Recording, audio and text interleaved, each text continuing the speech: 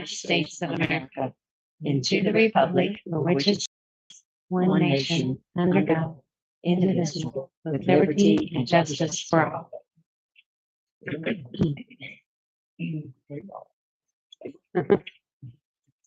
All right, we're going to do a roll call. Connie Hargis.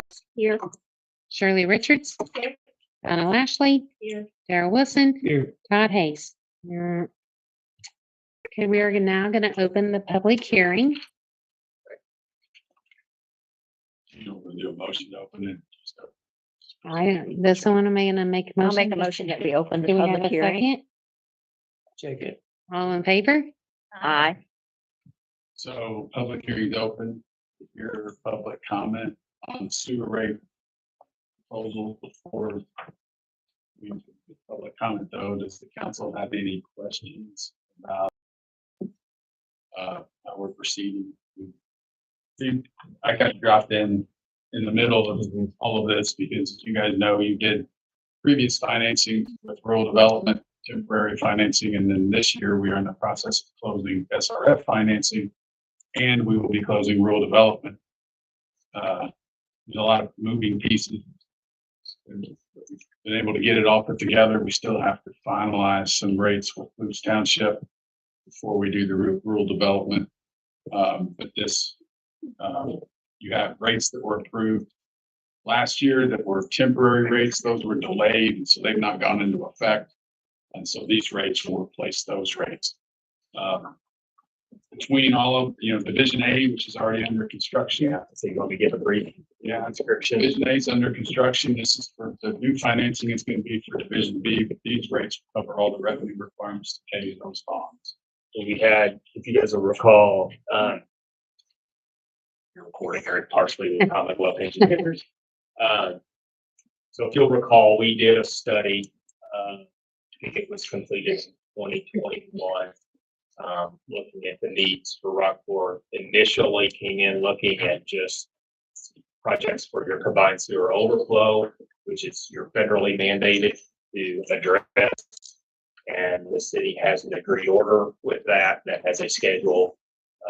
And you are in the final phases of completing that agreed order. So this is basically what should be the final projects to address your combined sewer overflow issue, which is local to Rockport proper, if you will, in city limits.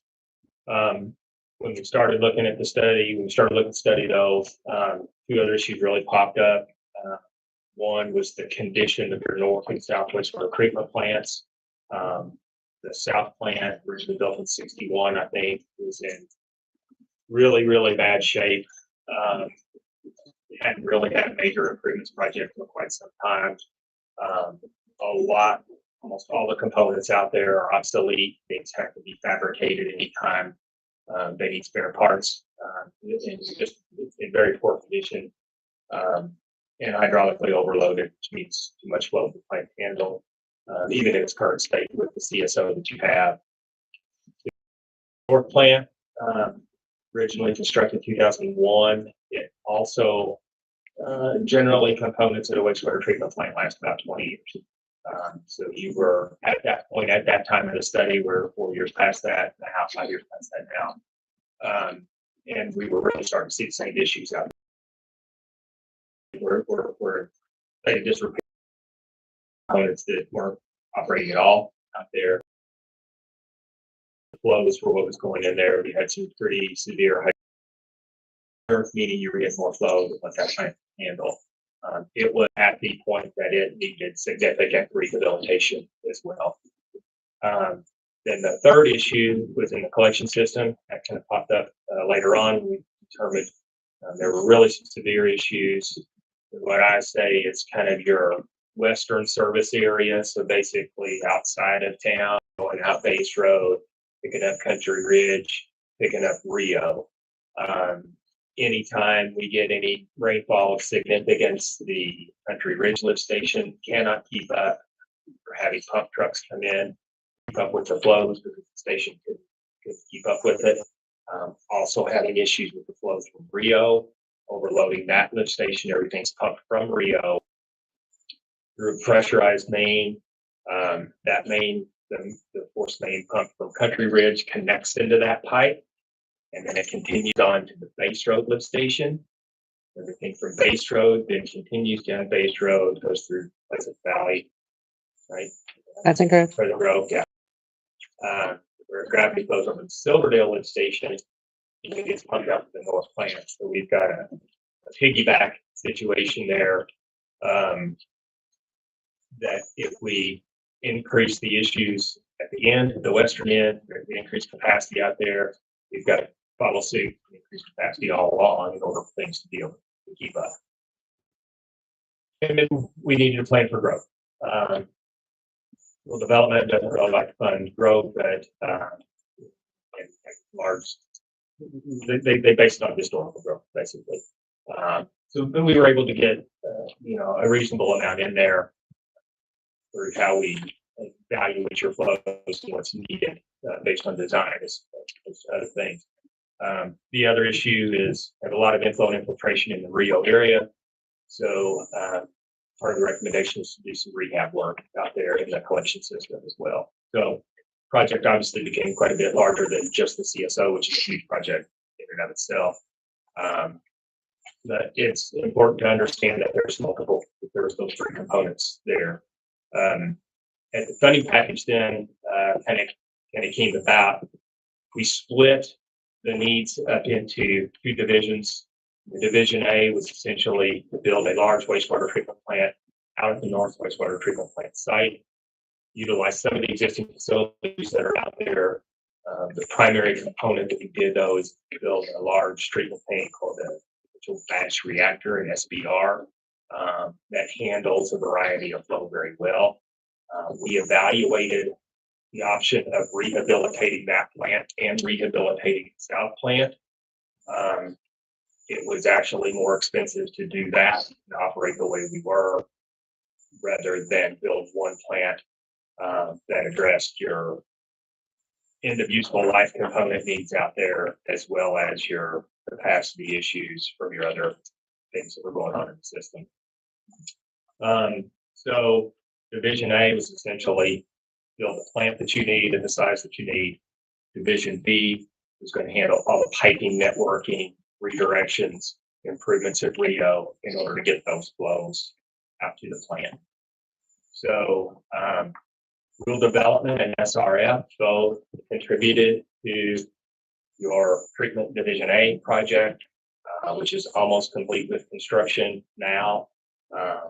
So you have bonds as part of this that are associated with that. They're primarily through rural development because and that was a 40-year loan, very low interest rate.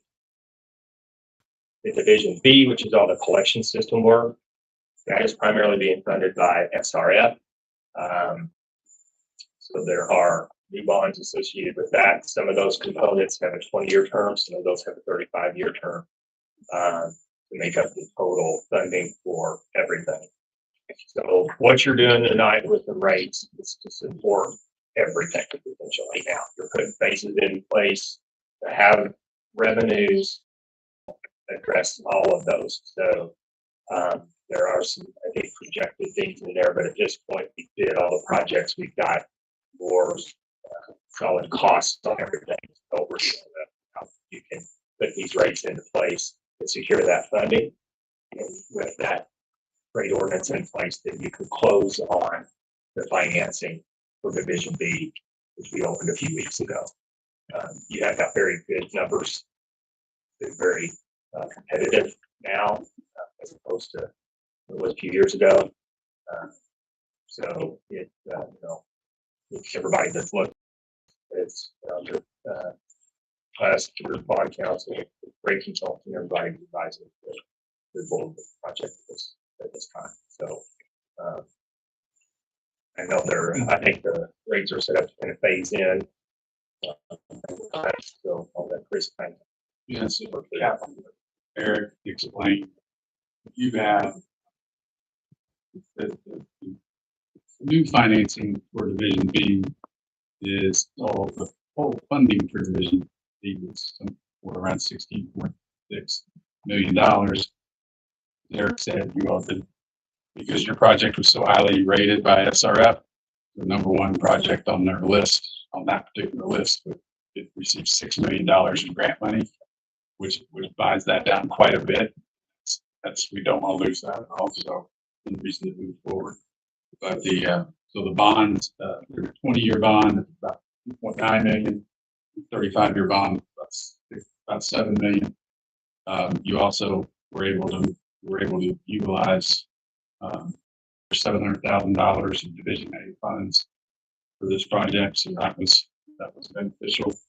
And the rates were in the rate notice is published, and I think you may have a copy of that. So you can pass the ordinance down, but they will be phased in January 1, or they'll go, the first phase will go into effect next month, and then January 1 of next year, and January 1 of the following year.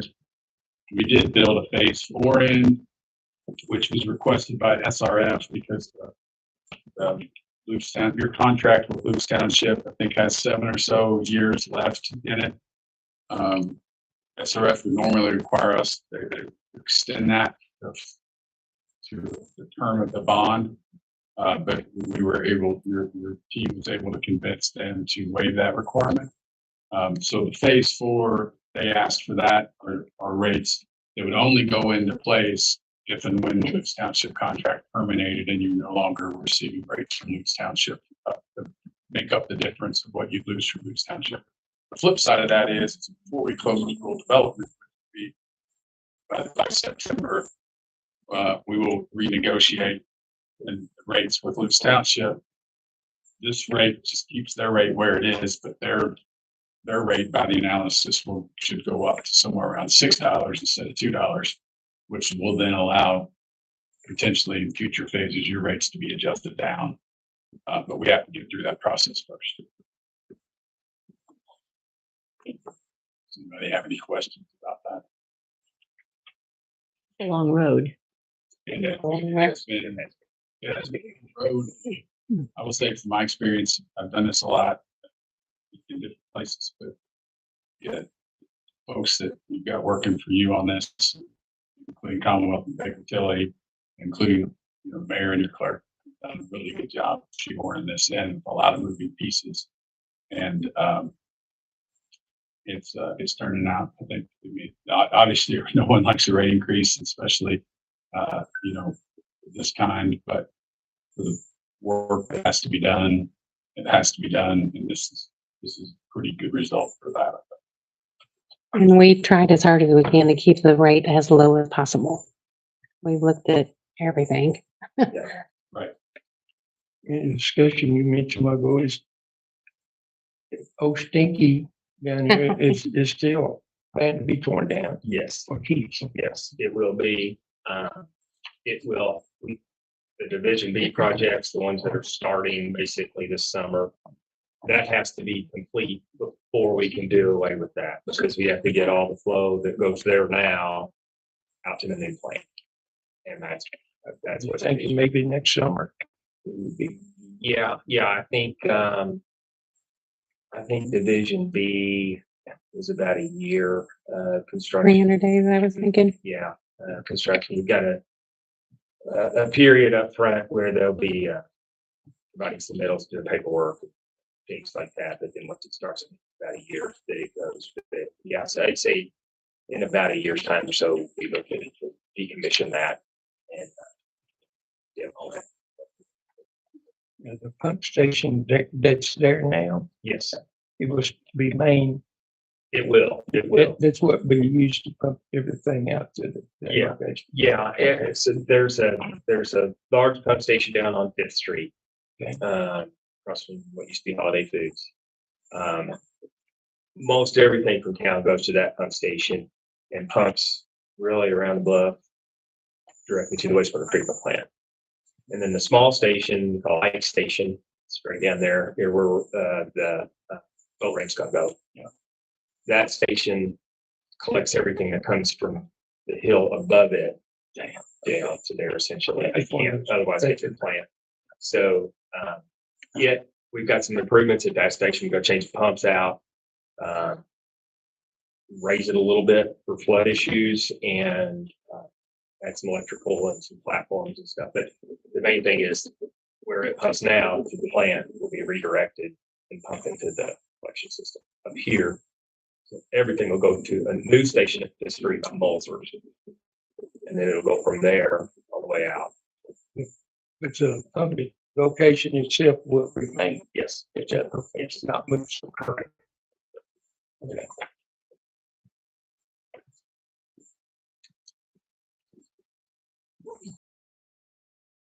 Should open it up to the public.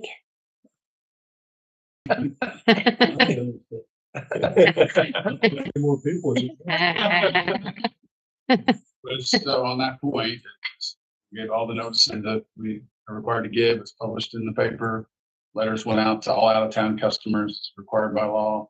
And so, we've done all the notice that we need to do. You know that the initial phase is less than what the rates that you approved last year that would have gone into effect by a decent amount. And it'll go up, but maybe that's why.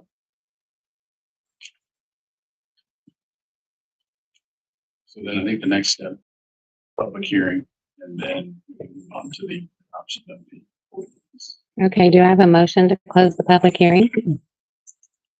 I'll make that motion. Do I have a second? Second.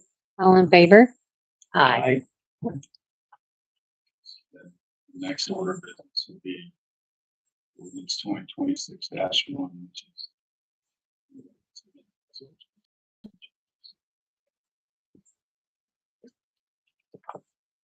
I'll make that motion. You need motion. Okay. Okay, do I have a, Daryl made a motion for 2026-1. Do I have a second? I'll second. All in favor? Aye. also for the record, just for the record that you introduced this ordinance, if you recall last week. So you can't, because it's already introduced, this isn't the night it's introduced, you can approve it with just 3 of 1. So everything's good in that regard. So now do I need a motion to approve it? Yeah, that wasn't a motion. I don't know what it was. I think it was. It was just open. Yeah, okay, We good. considered approved.